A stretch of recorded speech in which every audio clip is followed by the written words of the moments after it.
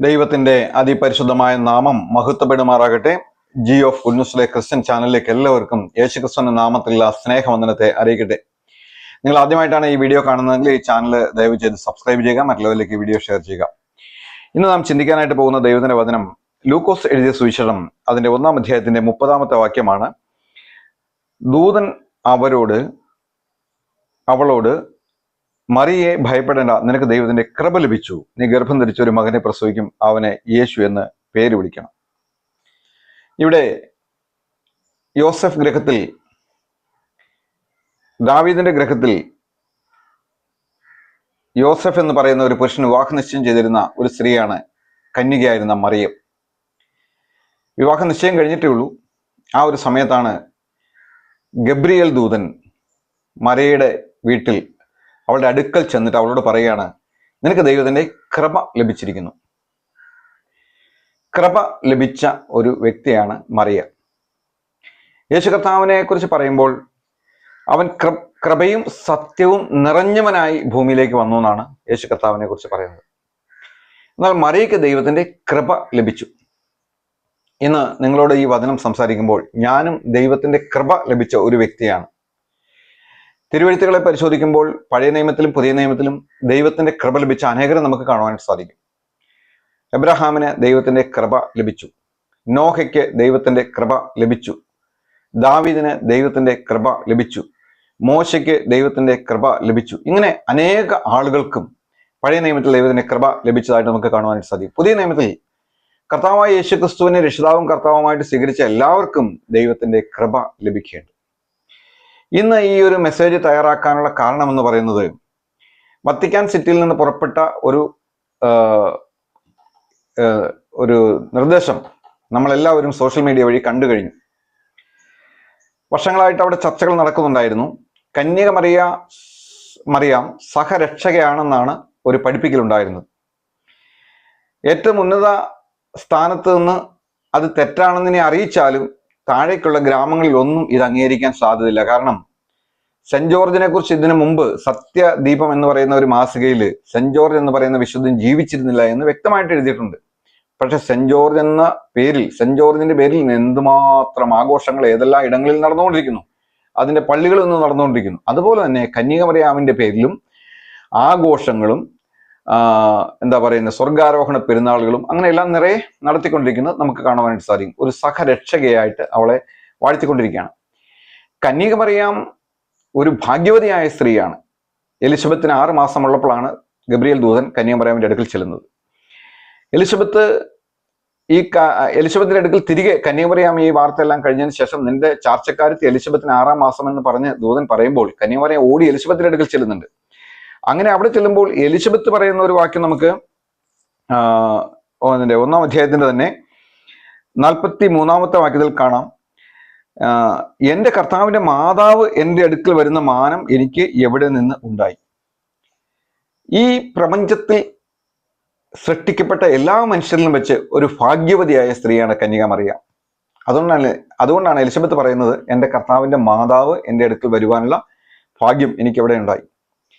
മറിയത്തിന് ലഭിച്ച ആ ഒരു അംഗീകാരം നമുക്ക് ആർക്കും തള്ളിക്കളയാനായിട്ട് കഴിയില്ല. അവളെ എഴുത്തേണ്ട ഒരു കാര്യമില്ല. കാരണം ദൈവത്തിന്റെ കൃപ ലഭിച്ച ഒരു ഭാഗ്യവതിയായ സ്ത്രീയാണ്. ഈ അഖിലാണ്ടത്തിനുടയവനായ യേശുവിനെ ചുമക്കുവാൻ അവളുടെ ഉദരം ദൈവം തെരഞ്ഞെടുത്തു എന്നുള്ളത് ചെറിയൊരു കാര്യമല്ല, അത് അത്ഭുതകരമായ ഒരു കാര്യമാണ്.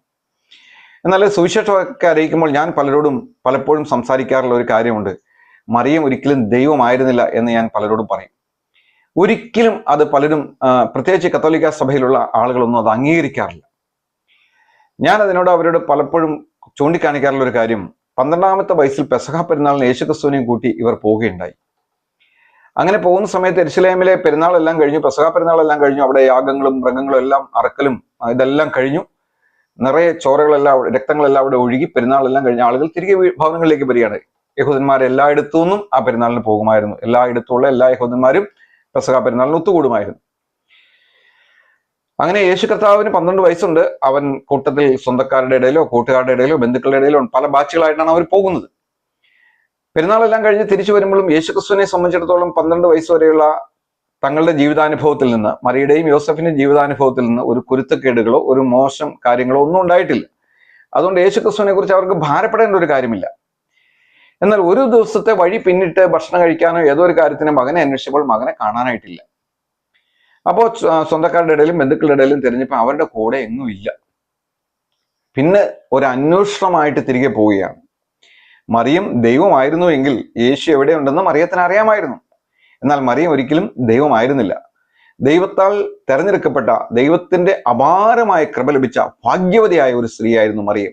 ഒരിക്കലും മറിയത്തിന് യേശു എവിടെയാണ് ഉണ്ടെന്ന് അറിഞ്ഞിരുന്നുവെങ്കിൽ പിന്നീടുള്ള തുടർന്ന് 2-3 ദിവസത്തെ വഴി പിന്നിട്ട് അന്വേഷണങ്ങളുടെ ഒടുവിൽ യേശുവിനെ കണ്ടെത്തേണ്ട ആവശ്യം ഉണ്ടായിരുന്നില്ല. അവർ ചെല്ലുമ്പോൾ യേശു യഹൂദ പണ്ഡിതന്മാരുടെ നടുവിൽ ഇരിക്കുകയാണ്. അപ്പോൾ യേശുക്രിസ്തുവിന് കൊടുക്കേണ്ട മഹത്വം പിശാച് ഇത്രയും നാളുകൾ കുറെ ആളുകളിൽ നിന്ന് തടഞ്ഞു വെച്ചുകൊണ്ടിരുന്നു.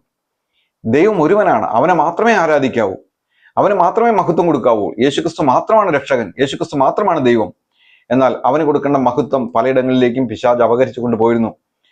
എന്നാൽ ഈ നാളുകളിൽ സോഷ്യൽ മീഡിയ വഴി, അതും ഇന്നത്തെ സമൂഹത്തിലെ മീഡിയകൾ വഴിയെല്ലാം രക്ഷിക്കപ്പെടാത്ത ആളുകളൊക്കെ ഈ ഇങ്ങനെയുള്ള വാർത്തകൾ വായിക്കുന്ന കേൾക്കുമ്പോൾ ഞാൻ ആശ്ചര്യപ്പെടാറുണ്ട്. കാരണം മുൻപൊന്നും നമുക്കങ്ങനെ അത് ലഭ്യമായിരുന്നില്ല. എന്നാൽ ഇന്ന് അത് സുലഭമായിട്ട് അവരെല്ലാം ബൈബിളിലെ കാര്യങ്ങളെല്ലാം എടുത്ത് പറയുന്നു. ഇസ്രായേൽ രാജ്യത്തെക്കുറിച്ച് പറയുന്നു, ഇസ്രായേലിന്റെ ചരിത്രത്തെക്കുറിച്ച് പറയുന്നു. ഏത് ബൈബിൾ പണ്ഡിതന്മാരൊന്നുമല്ല, വാർത്ത വായിക്കുന്ന അവതാരകര് ഗസയിലെ കാര്യങ്ങളെല്ലാം പറയുമ്പോൾ ഇസ്രായേലിന്റെ ചരിത്രത്തെക്കുറിച്ചെല്ലാം അവർ പറയുന്നു. ദൈവം അവരോട് കൂടെ ഇരുന്ന് പ്രവർത്തിച്ച കാര്യങ്ങളെക്കുറിച്ചൊക്കെ അവർ പറയുന്നു. ഇന്നും ഈ വാർത്ത വന്നതും അങ്ങനെയുള്ള ചാനലുകളിലാണ് അധികം വന്നത്. പല ചാനലുകളൊന്നും മറച്ചു വയ്ക്കും. എന്നാൽ എന്നെ കേൾക്കുന്ന പ്രിയ സഹോദര, പ്രിയ സഹോദരി, നമ്മുടെ കർത്താവ് മാത്രമാണ് വാഴ്ത്തപ്പെട്ടവൻ. ഞാൻ ഈ വീഡിയോ ചെയ്തുകൊണ്ടിരിക്കുമ്പോൾ ഇതിന്റെ പിന്നാമ്പുറത്ത് യേശുവിൻ്റെ അതുപോലെ ഒരു രൂപമുണ്ട്. അതുപോലും യേശുവിൻ്റെ രൂപമല്ല. അത് ഞാൻ ഈ ശുശ്രൂഷ ചെയ്യുന്നതിൻ്റെ പേരിൽ എല്ലാവരിലേക്കും ഈ സന്ദേശം എത്തുവാൻ വേണ്ടിയിട്ട് ഞാൻ അങ്ങനെ ഒരു കുഞ്ഞാടിനെ വഹിക്കുന്ന ഒരു ചിത്രം വെച്ചു എന്ന് മാത്രമേ ഉള്ളൂ. യേശുക്രിസ്തുവിൻ്റെ ക്രൂശ് മരണത്തിന് ശേഷം, ഉയർത്തെഴുന്നേൽപ്പിന് ശേഷം 4 നൂറ്റാണ്ട് കഴിഞ്ഞ് കോൺസ്റ്റാന്റിൻ ചക്രവർത്തിയുടെ ആഹ്വാനപ്രകാരം ഡാവിഞ്ചി വരച്ച ഒരു ചിത്രമാണ് ഇന്ന് യേശുവിൻ്റെതെന്ന് പറഞ്ഞ് എല്ലായിടത്തും കാണപ്പെടുന്നത് എന്ന് നമുക്ക് എല്ലാവർക്കും അറിയാം. എന്നാലും ആളുകൾ അതിൻ്റെ മുൻപിൽ പോയി വണങ്ങുകയും ആരാധിക്കുകയും നമസ്കരിക്കുകയും എല്ലാം ചെയ്യുന്നു. അതൊക്കെ ഭയങ്കരമായ പാപമാണ്. ഈ ഭൂമിയിൽ ദൈവത്തെ അങ്ങനെ ഒരു രൂപത്തിൽ ആർക്കും ഉണ്ടാക്കി വെക്കുവാനായിട്ട് കഴിയില്ല. വെളിപ്പാട് പുസ്തകത്തിൽ നമുക്ക് അവന്റെ രൂപം ഒരല്പമെങ്കിലും കാണുവാനായിട്ട് സാധിക്കും. യോഹന്നാൻ പറയുന്നുണ്ട്, അവൻ 7 പൊൻനിലവിളക്കുകളുടെ നടുവിൽ അവൻ മാറത്ത് പൊൻകച്ച കെട്ടിയവനായിട്ട് അവന്റെ വായിൽ നിന്ന് ഇരുവായത്തിലുള്ള വാൾ പുറപ്പെടുന്നു. അവന്റെ കാല് വെള്ളോട്ടിന് സദൃശമായി, അഗ്നിജ്വാലയ്ക്കത്തുള്ള കണ്ണുള്ളവൻ. ഇങ്ങനെയൊക്കെയുള്ള ഒരു രൂപത്തെ നമുക്ക് വെളിപ്പാട് പുസ്തകത്തിൽ കാണുവാനായിട്ട് സാധിക്കും. അങ്ങനെയുള്ള രൂപം ആരും വരച്ചു കണ്ടിട്ടുമില്ല. അതുകൊണ്ട് തന്നെ കേൾക്കുന്ന പ്രിയ സഹോദര, പ്രിയ സഹോദരി, നമ്മുടെ കർത്താവ് മാത്രമാണ് വീണ്ടെടുപ്പുകാരൻ. നമ്മുടെ കർത്താവ് മാത്രമാണ് രക്ഷിതാവ്. വേറെ ഒരു സഹരക്ഷിതാവും ഈ ഭൂമിയിൽ ഇന്നുവരെ ഉണ്ടായിട്ടില്ല, ഇനിയോട്ട് ഉണ്ടാകാനും പോകുന്നില്ല. യേശുക്രിസ്തു അതെല്ലാം പൂർത്തീകരിച്ചു. മനുഷ്യവർഗത്തിന്റെ പാപത്തിന് പരിഹാരമായിട്ടുള്ള എല്ലാ കാര്യങ്ങളും യേശു കർത്താവ് പൂർത്തീകരിച്ചു. അതുകൊണ്ട് യേശുവിനെ മാത്രം നമുക്ക് ഉയർത്താം.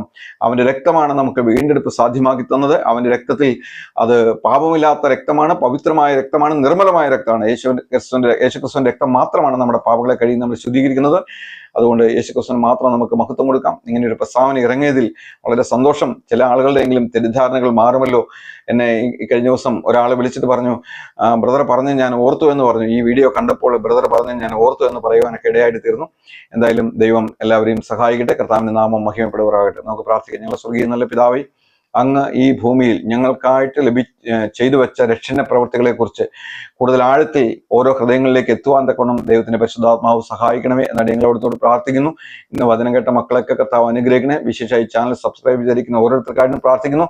ദൈവത്തിന്റെ കൃപ, അപാരമായ കൃപ ഞങ്ങൾക്കെല്ലാം ചൊല്ലി ഞങ്ങളെ അനുഗ്രഹിക്കണമേ. കർത്താവെ, ഈ അന്ധകാരം നിറഞ്ഞ ലോകത്തിൽ നിന്ന് കർത്താവെ അങ്ങ് ജനത്തെ രക്ഷിച്ച് വിടുവിക്കണമേ എന്ന് പ്രാർത്ഥിക്കുന്നു. അവിടെ നിന്ന് അങ്ങനെ ചെയ്യാൻ പോകുന്നതിനായിട്ട് സ്തോത്രം, മഹത്വം എടുത്താട്ടെ. എല്ലാ അടിയങ്ങൾക്കും വേണ്ടി ജീവൻ വെച്ച രക്ഷിതാവും കർത്താവുമായ യേശുക്രിസ്തുവിന്റെ വിശദമായ നാമത്തിൽ തന്നെ ആമേൻ.